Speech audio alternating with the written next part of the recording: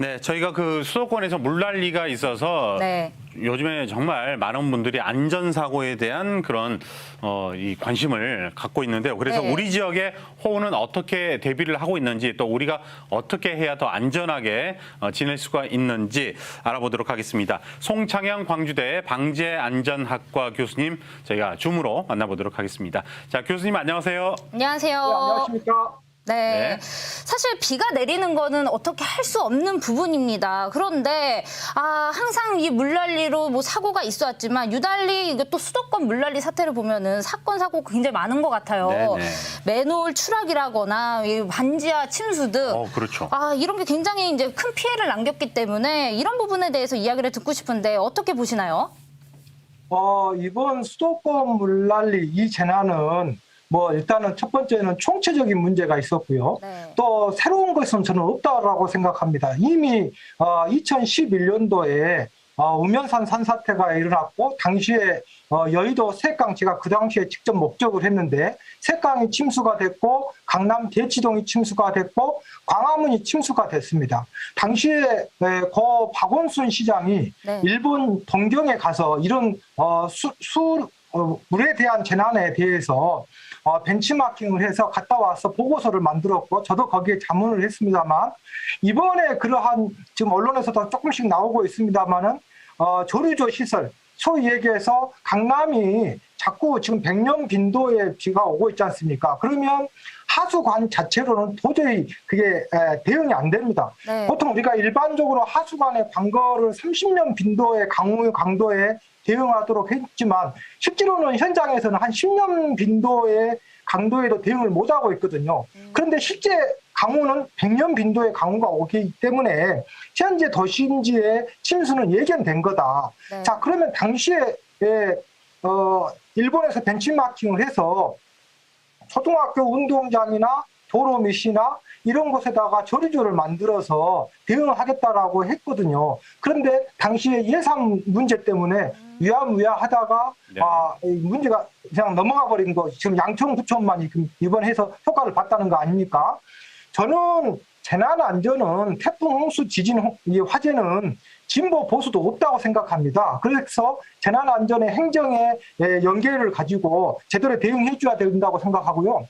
제가 이번에 수도권 침수에서 가장 분노한 것은 비가 예측할 수 없을 만큼의 많이 온 거 가지고 문제가 된 것. 그건 어쩔 수 없죠. 네. 문제는 생명을 어떻게 지킬 것이냐.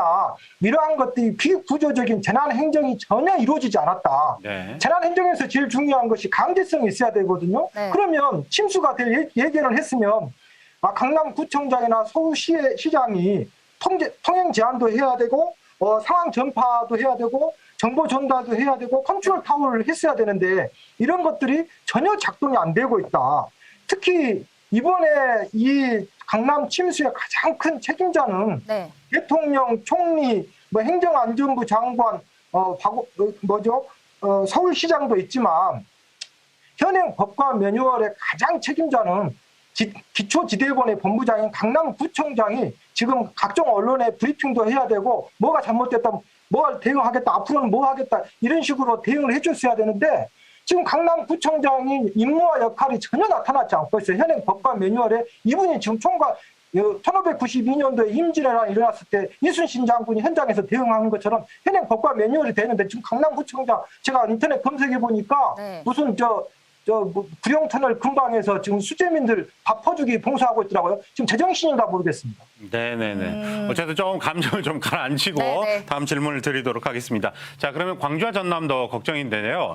이 광주는 또 지하철 2호선 공사를 하고 있고 네. 전남은 1, 2년 전에 이제 구례와 광양에서 물난리가 났었는데 그게 아직도 이제 복구가 다 안 된 상황입니다. 네. 어떻습니까? 대처 준비가 어느 정도 돼 있다고 보세요? 저는 아마 예측을 하고 질문하셨을 수도 있는데 저는 지금 굉장히 엄중한 상황이다. 왜냐하면 재난안전의 최고의 전문가는 대학교 교수도 아니고 중앙부처의 지방정부의 고위 공무원도 아니거든요. 그 재난을 반복적으로 작년, 그 재작년에 경험해봤던 사람이 최고의 전문가거든요. 네. 그런데 지금 최근에 기초지자체 선거가 끝나고 지금 대한민국의 광역시나 기초지자체에 지자체장들이 많이 바뀌었잖아요. 네. 그러면 이분들이 지금 재난안전에 컨트롤 타워를 해야 되는데 이분들이 재난안전에 대한 임무와 역할이라든가 역량이 전문성이 지금 사실 패스천이지 않습니까? 그러니까 이런 아마추어한테 우리의 생명과 재산을 맡기는 격이잖아요.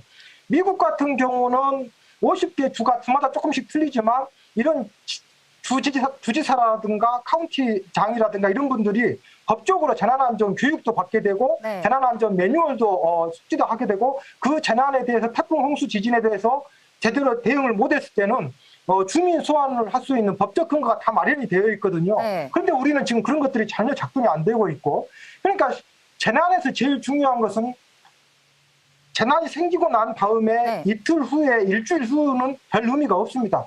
재난이 생기고 나서 30분, 1시간 초기 대응이 굉장히 중요한 거거든요. 네. 그런 초기 대응에 이런 재난 행정이 제대로 되려면 평상시 때 이렇게 심하게 연습하고 훈련을 해도 되나 싶을 정도로 연습하고 훈련을 했어야 되는데 이런 것들이 지금 굉장히 미흡한 거다. 네. 특히나 지금 광주 전남에서 자꾸 지금 산사태라든가 침수라든가 폭염에 의한 피해자가 많이 생기고 있지 않습니까? 그러면 이런 것들에 대해서 매우 눈으로 이것을 정비를 해가지고 이런 것들에 대해서 항구적이고 과학적인 대책을 수립해야 되는데 지금 기초지자체장들이 이런 것들에 대해서 지금 제대로 하고 있는지 역으로 묻고 싶습니다. 네. 네, 안전을 생각하면은 안전을 위한 윤활은 전혀 문제가 되지 않죠. 네, 그래서 이제 광주도 작년부터 재난에 강한 도시를 만들겠다며 자연재해 저감 계획을 수립을 하고 있는데 지금 어느 정도 이렇게 진행이 됐을까요?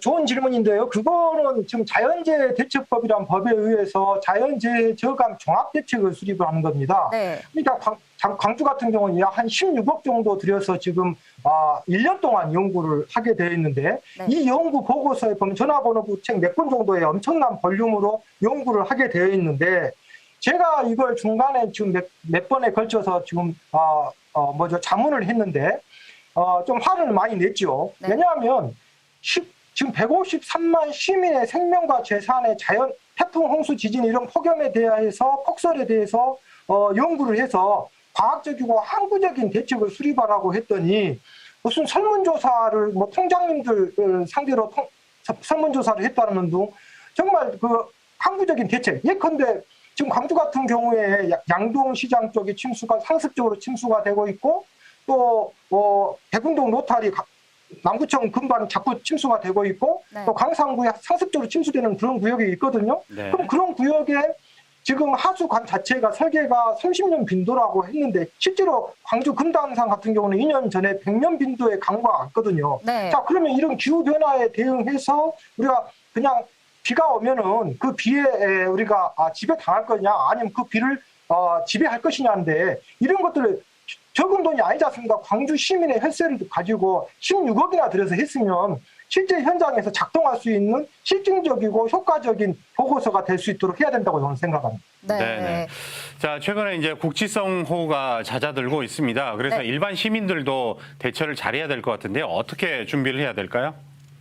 저는 이게 중요한 얘기인데 지금 일부 정치인들이나 일부 언론에서 자꾸 모든 태풍, 홍수, 지진, 화재가 나면은 그것은 국가의 책무라고 자꾸 얘기를 하는데 네네. 물론 조선 500년 역사에 가뭄이 들고 홍수가 들면 네. 모든 것은 짐의 부덕이다라고 얘기도 왕이 했지만 실제로 재난이 생겼을 때요. 우리가 저희들이 광주대 방재안전학과에서 자꾸 얘기하지만 대학원 수업할 때 자조, 공조란 말을 자주 쓰거든요. 네. 재난이 생기면 나 스스로 나를 지켜야 되고 네. 재난이 생기면 바로 옆에 사람을 도와줘야 되고 국가 공권력, 지자체라든가 공권력이 도와줘야 되는데 실제로 국가 공권력에 의해서 생존된 사람 단 1.7%입니다. 그럼 결국은 98%의 대부분의 시민들의 생명과 재산은 어떻게 되느냐? 나 스스로 지키는 거죠. 네. 태풍, 홍수, 지진이 왔었을 때 멀리 있는 이웃이나 멀리 있는 공권력은 도움이 안 되는 거예요. 결국은 재난 안전에 대한 기본적인 상식이라든가 역량을 우리 시민 스스로 153만 시민 스스로 재난 안전에 대한 전문성을 지켜야 된다고 생각합니다. 네, 재난 같은 경우는 저를 피해간다, 나를 피해간다라는 보장이 없거든요. 그럼요. 그렇기 때문에 철저하게 예보도 살펴보시고 그에 따른 대비책들을 다 익혀두시는 것이 굉장히 중요한 부분인 것 같습니다. 자, 내리는 비와 재난은 막을 수 없지만 이런 부분들이 굉장히 힘들게 하는 부분들 있기 때문에 많은 분들 꼭 잘 기억을 해주시고요. 끝으로 교수님, 시청자분들께 해주고 싶은 말 있으신가요? 글쎄, 저는 재난 안전은 선제적인 복지요, 선제적인 행정이 돼야 된다. 우리 도시에서 이루어지는 모든 행정, 도로를 만들고 터널을 만들고 무슨 복지관을 만들고 하는 것도 중요하지만 네. 결국은 시민의 생명만큼보다 더 중요한 것은 없지 않습니까? 네. 결국은 이러한 재난 안전에 대한 이번 서울시에서도 보시다시피 많은 행정에서 재난 행정에 대한 예산은 마치 그냥 무료 공짜 돈 들어가는 것처럼 생각하는 것은 매우 잘못된 생각이라고 네. 생각하고요. 이런 재난에서 항상 문제가 되는 게 안전 약자인 어린이나 노약자나 장애인들이 특히 또 경제적인 약자들이 재난에서 굉장히 피해를 보거든요. 네. 관에서는 이런 기울어진 운동장을 어떻게 바로 세워주느냐 굉장히 중요한 것 같습니다. 네. 뭐 훈련도 필요하고 매뉴얼도 필요하고 대비도 우리가 시설도 철저히 더 갖춰야 될 것 같습니다. 자, 지금까지 광주대학교 송영창 방재안전학과 교수님과 송창영. 안전에 관해서 이야기를 나눠봤습니다. 네, 네. 고맙습니다. 감사합니다.